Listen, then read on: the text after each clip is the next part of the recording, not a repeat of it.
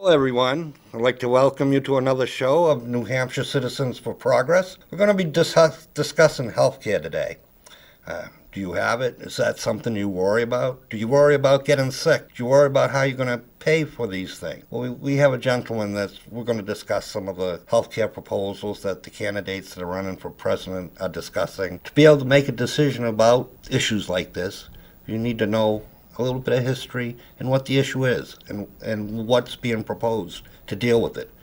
So I'd like to introduce Ken here.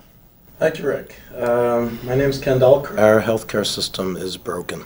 If you have insurance, you are dealing with expanding costs. If you have children, you're trying to figure out how to pay for the premiums and the out-of-pocket costs that your family is incurring just with the privilege of having routine healthcare.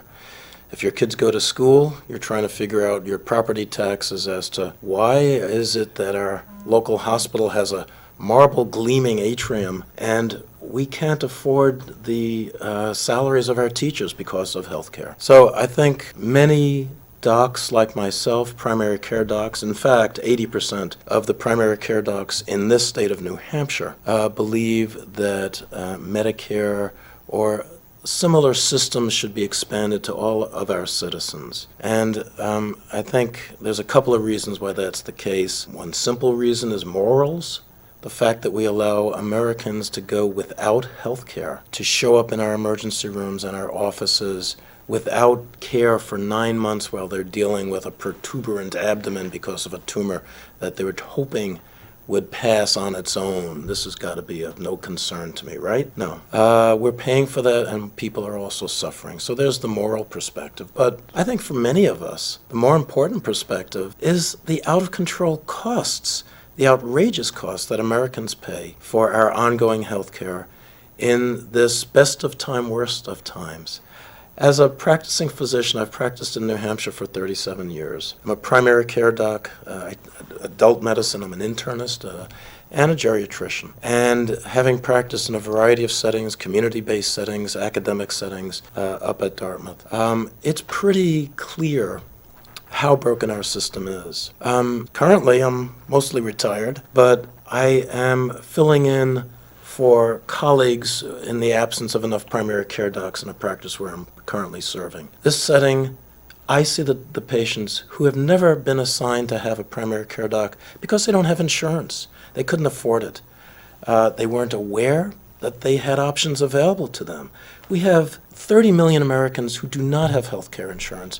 We have many more who don't realize that they are eligible for insurance as well. And many more, of course, who can't afford the current expenses. So pricing failure of our current system is really absurd. We'll look at some slides later, we'll look at some numbers, but this affects people. The number one concern, financial concern of Americans is not, can I pay for my housing, can I buy that new car? It's how am I going to afford my health care? When I was growing up, a pediatrician came to my home. If I had the chicken pox, pediatrician would be covered by Blue Cross Blue Shield.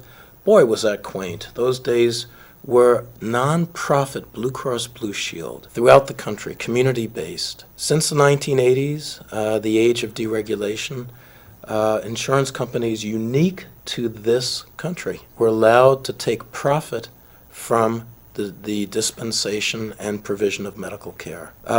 We are the only nation on earth where patients are profit centers. So the American health insurance corporations look at us as ways to make their profit and ways to increase their stock value on Wall Street. This is unique in the world. As we'll see, we pay for the exact same procedure at least twice, if not more. That could be an MRI. Why should an MRI cost $1,200 in the United States? It costs $300 in Japan, Britain, Germany, France. It's because that's how much can be charged for it. Same thing for big pharma. So the age of deregulation is come back to bite us. Laissez-faire approach to medicine is not like the laissez-faire approach to buying your Ford or your Cadillac or your Chevy. You are vulnerable to not knowing what it is that consists of your medical care. Okay, I'm going to shop around for my CAT scan when I'm passing my kidney stone and I'm running into the emergency room in pain. Do I need contrast with that? Don't I need contrast with that? I'm having my MI. Please take me to the least expensive, most cost-effective emergency room in my region. They all vary tenfold, even in the state of New Hampshire. So this asymmetric element of being a consumer is unique to medicine. It does not apply in terms of free market principles. As a doc, this is the best of time, worst of times for me.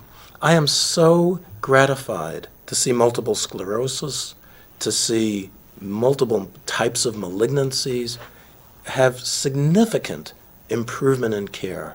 People's lives are more benefited by medicine today than ever before. Having said that, for the past 3 years, for the first time since 1918, we're seeing life expectancy plummet among typically the white middle class. That's a unique experience. As a geriatrician, I know since the 1900s and long before that, life expectancy has been climbing every decade without fail. And since the 1970s, life expectancy has gone up because we're taking better care of people who have medical conditions. Those heart attacks, that cancer, that lung disease, we're actually allowing people to live better lives longer. So why is it suddenly, these past 3 to 4 years, we're seeing people's health suffer? Part of it is disparity. Part of it is the absence of care where it's needed, to whom it's needed. And that's what a lot of this discussion is about. We have, and we'll see some slides about this, among developed Do you countries. want to discuss the slide we have up there right now? Sure, happy to, Rick. So, we're talking about costs. So, this is compared to 1978. Some things are remarkable.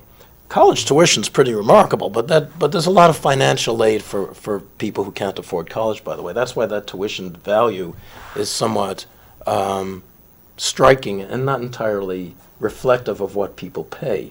But the medical care is doubled for one procedure, the same simple procedure. An appendectomy is still an appendectomy. That's doubled in cost. Not necessarily because you're now doing additional procedures beforehand. It's the same surgeon, the same skill of that surgeon. The cost of sutures, the cost of the Band-Aids, the cost of the hospitalization, every element of that has contributed to that doubling of cost, which is unique to the United States, by the way. And we might have some slides which we could show later. If it's your angiogram for your heart, if it is whatever the procedure is, there's a pricing failure that's unique to the United States. You can get paid for it because this is what you're asking to get paid for it. So medical care, a lot of that has to do with the cost of hospitalization. A lot of that has to do with the cost of pharmaceuticals. Probably in that order, in terms of why care has doubled over this past few decades. This is, so that's relative consumer price index. You'll see food hasn't doubled, shelter, energy, and the like hasn't doubled. And if you drew another curve on there, wages have barely gone up. So the amount of wage increase during this time is about 3%. A lot of people believe, a lot of economists believe that the reason it hasn't boomed like the rest of our economy is because those wages are going towards people's health care. And that's the reality. So this is a striking element that's unique to our country. Yeah, I think one of the examples that I've seen in the news recently would be insulin. Totally. Yeah. What were they saying? It was $12 Right. For treatment purposes, and Yeah. now it's gone up to $400, $500, $600. Yeah. And all it did was change hands of ownership. There was no changes in manufacturing, No change or cost whatsoever. of goods. Absolutely. It was just, if you want to stay alive, what are you going to pay for it? Sure.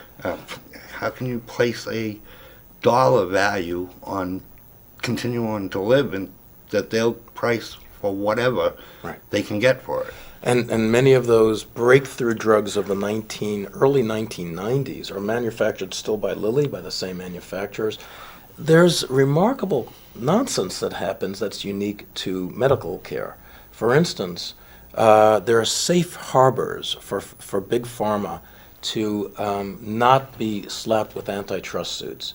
So if you're making a new breakthrough product and it goes off patent after 17 years, you could pay other generic companies not to make that product. It's more worthwhile to be able to still sell your brand or make your own generic. Stamp one pill generic, the other pill with your name on it, and pay off another generic company that will lower the cost of that drug, so you can maintain 100% market share.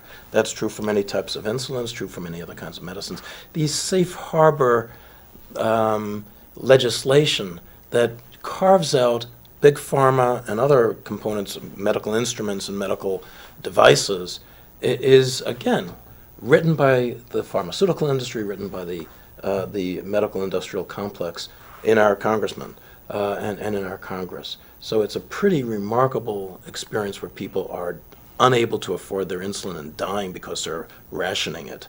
And other products. EpiPens. A lot of people know what an EpiPen is. Yep. Same manufacturer, Mylan. Why would they double the cost and then quadruple the cost? Because they can. Oh, they did us this great favor. Now the same company is putting out a generic product. Instead of $300, it's $150. Well, it's still used to cost $20 or $30. What is the cost of manufacturing? There's so much opaque nonsense going on that we don't see with rebates between the pharmaceutical industry and the pharmaceutical benefit managers and your insurance. There is a load of nonsense that our country has allowed to happen that any other country on earth would consider corruption. It's quite Well, remarkable. we are the only country, I mean, over 50 countries in the world have treat care as if it's a right, not if you can afford it. So, I mean, I can't see, we're not stupider than the other countries. We're not less capable. I mean, if 50 countries have it, we should be able to figure out some sort of system. I mean, we got theirs to look at to see what works and what doesn't work, and we can cherry pick the best pieces from their experience. Absolutely. We don't have to reinvent the wheel. I totally agree with you. And there's more than one way to institute meaningful reform. So I'm a member of Physicians for a National Health Program, so my perspective has been to expand Medicare, which is time proven over the past 50 years, since 1965. However, I would not be adverse to folding our private insurers into the delivery of care to our American citizens. But unlike every other country, their requirements, the regulations on them are next to minimal. Germany, Netherlands, a lot of other nations have private insurers. They don't take profit. On a yearly basis, the private insurer negotiates with the single payer typically, which is where taxes go to or funding go to, and say, this is what we're going to put out to our, and if, by the way, there's a surplus that they get in that year, it goes back to the subscriber. So, and these are private companies. There are more than one ways to do this, as you mentioned. Every other developed nation on earth, as you mentioned, every other developed nation on earth does not contend with the pricing failures and moral failure of not providing care to its populace. And there's many ways to accomplish it. The fact that we are beholden to the systems at play is remarkable. This is something, you're with the Granite State Physicians for National Healthcare Policy, Yes. which is part of PNP. So PNHP, right, Physicians for National Health Program, yeah. So you're part of the local group. Yeah, so I'm on the steering committee for the Granite State Physicians for National Health Program. This is a nationwide program linked with Nurses United and other health professionals to help bring reform to our broken health system, yeah. Yeah, it's just, we have these discussions about this, and it's almost like one of the things that, because people start talking about numbers and costs and prices and percentages, and it's almost like you lose track, like, we're talking about someone's grandmother, grandfather, aunt, uncle, brother, sister, grandson, granddaughter. I mean, these are people. Yeah. They're getting sick. In some cases, they're dying. Yeah. For not what's the number? 30,000 people a year are dying because of Yeah. they're not getting their health care. Right.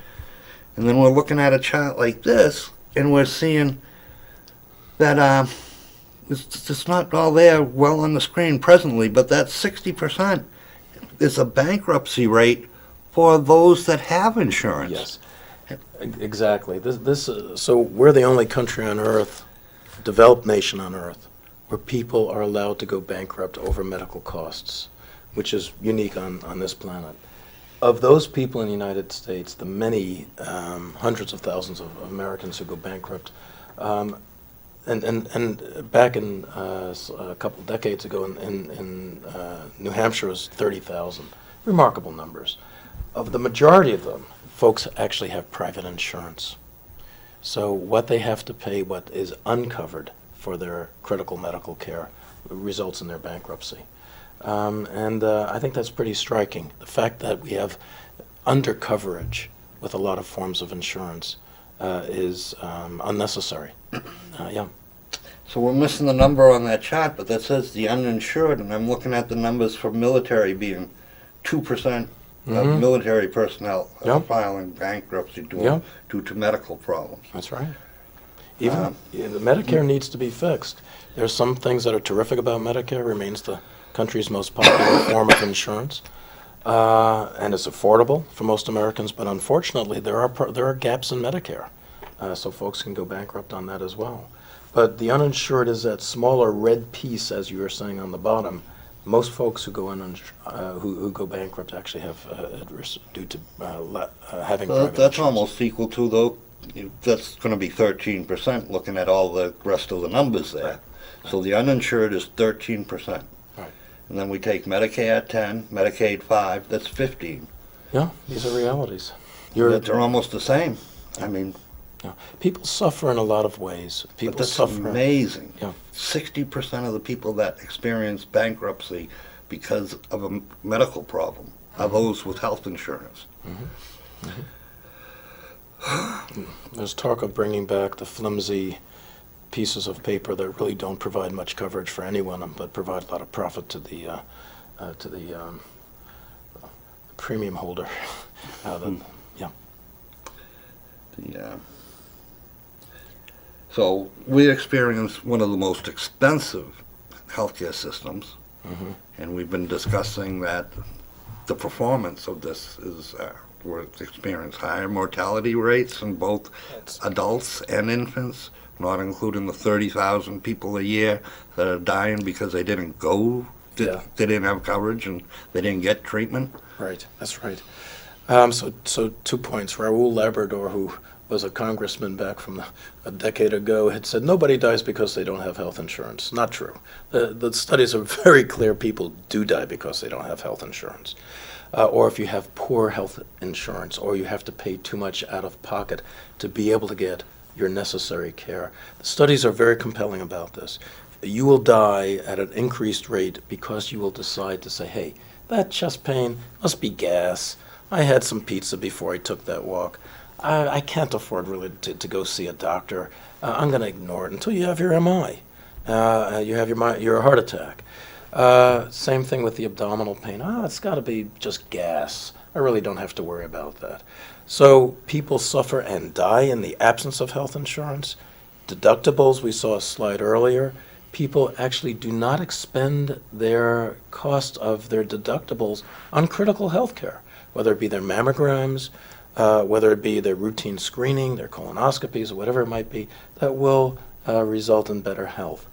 And here's our example of what our overall ranking is in terms of, for instance, infant mortality, which is typically a reflection of how well a health system is working. How are you providing prenatal care to moms? What's the health of the mother before she becomes pregnant, while she's pregnant? What's the health of the infant once they're born? We're off the slide. These are not just developed countries. You have countries that are developing. There are countries below this slide. The U.S. is not up there. Finland, Japan, Portugal, Sweden, etc. You can see all these developed countries. We're off the slide. Slovakia is one bar above us in terms of infant mortality. They do better than we do.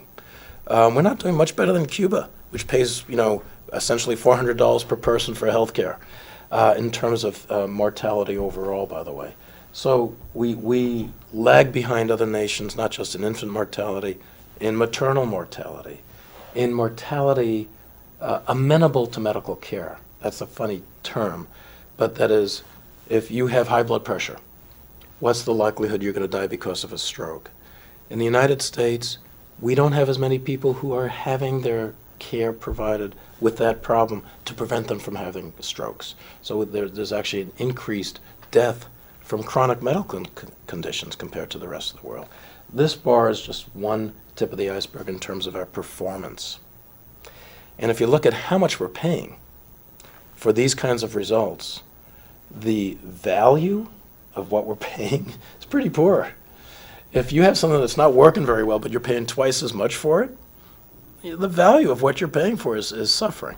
For many of us, many folks are upper middle class or can afford high quality care or good quality care. They're happy that they have their care. They're not happy about the premiums they're paying. But for so many Americans, they feel and experience this on a daily basis. I've been watching the politics. We've got a whole bunch of people running for president right now. And this seems to be the issue that most people are concerned, besides climate, which is more the younger people, but medical coverage and medical care seems to be the big issue. Yeah. And working people, I've been seeing different states have different numbers, but it's anywhere from 12,000 to 18,000, 20,000 out-of-pocket expenses for someone that's working. And that's why we saw that chart at 60% of the people experiencing bankruptcy actually have insurance. Yeah. Because how many of us have 12 to 18,000 out-of-pocket expenses before we have the insurance kick in? Right. It's like, Right. I have enough time paying my rent and taking care of my family and making sure there's food on the table, the electricity's on, and all this. And Sure. Yeah. so one of my concerns about this discussion that we had is efficiency. I mean, a government doing Medicare, Medicaid, is this efficient? I mean, most government things the way they expand their business bureaucracies is to be inefficient. Mm-hmm. That's how they expand. The less efficient they are at providing the services, then they can grow and hire more people. So it's kind of reverse of capitalism. Right. Rick, I hear a lot of people who will raise valid questions about what's the efficiency of government. How are you going to dream of expanding Medicare? Government fails always whenever it is applied to benefits or to human services. In fact, that's a well-organized, generated concept that does not apply to healthcare. Of interest, if you survey Americans, what form of insurance is most popular? Do people like the most? That's least opaque, most transparent. You know what your expenses are going to be. You know what the quality of your care is going to be. In terms of insurances, it's Medicare. There's been, since 1965, 50 years of and more of experience developing a system that is most efficient in the delivery of healthcare in the United States and is what every other country does to deliver healthcare from its insurance perspective. Remember, a lot of people talk about socialized medicine. That's not what Medicare is. Medicare in the U.S. and many European countries, Japan and Australia, elsewhere, Medicare is the insurance provider. You pay your taxes to us. We will provide reimbursement to your doctor, to the hospital, which remains private. Now, you do have certain countries like Britain or Sweden that are socialized, so the nation owns the hospitals, it owns the physicians' practices. That's not what anyone is considering in the United States. We're basically talking about expanding Medicare for those, not for some, but for everyone because of its improved efficiency. Thanks for bringing up efficiency. I think my impression of what's being proposed is basically a single payer, which means that the the payment comes from one, and then we can have competition between the hospitals and service providers to be able to be paid from that. And that can include private, you know, insurers as well. So there's many things being proposed, and we could touch on that. I want to get. I'm sorry, I sort of stream of consciousness getting off on a tangent. You asked about efficiency, Yes. and this slide is looking at the efficiency, the administrative costs of providing health care in the United States versus a variety of other systems throughout the world. The slide, unfortunately, is cut off, but if you had it, you'd see the UK, you would see Sweden, which are socialized systems. You'd see the Netherlands, which is it does have private insurers, most of which are nonprofit, but it has an intermediary system. And it has Germany, it has France, it has Japan, it has Australia. Canada is actually up there towards the right. So what you're seeing is the American costs for the administration of healthcare is triple that or more than most other nations on Earth. But we're letting the power of the free market determine administrative costs, right? No. Things are transparent in other nations, and you're able to determine those costs. Here in the U.S., a lot of things people don't realize. Do you know what the average cost is for a physician's practice? No, I haven't any idea. This is a physician's practice, one doc, to provide care as a primary care doc to Medicare, to Medicaid, but also to Anthem, to United, to you name it, the Cigna, whatever the healthcare. You need to have different forms for each one of those insurers. You need to have different drug formularies for each one of those insurances.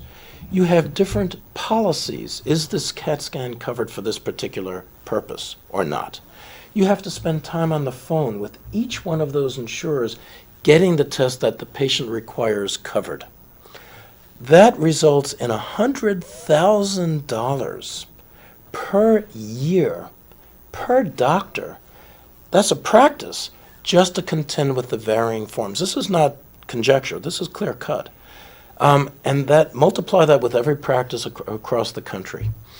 Europe, Netherlands, other places that have intermediary insurance companies, they have a fixed form system.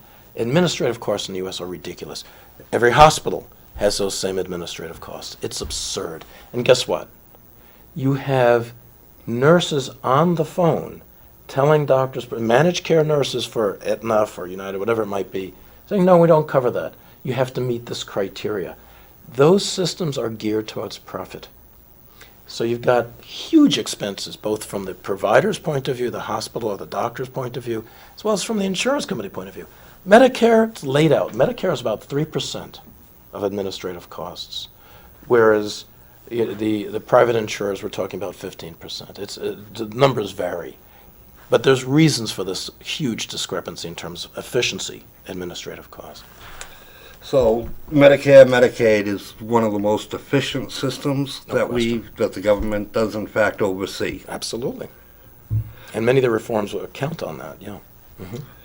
Well, there's a lot of proposals out there, and I come from a union, recently a union background as an electrician. My insurance wasn't too bad, but I went almost over a decade where all our COLA, all our pay increases were just to maintain our insurance. My wages didn't change. Yeah. And when we took all our offices and combined them with other unions, whether they were in the same trade or not, and got rid of all the personnel we hired and put them in one location to reduce administrative costs. Yeah. So, it's really difficult to try to watch what's happening, but insurance as a right of the people being provided in some way by paying your taxes, which appears to be the most efficient way we're looking at with all the countries that are doing it. I mean, you should be able to figure it out. People are getting sick. People are dying. These aren't strangers. These are people you know, your neighbors, your family. So hopefully we'll get something done about it. I'd like to thank Ken for coming and speaking with us about this. I'd like to thank all you all for taking your time and watching the show. Well, till we see you again next time, take care and be healthy. Thank you.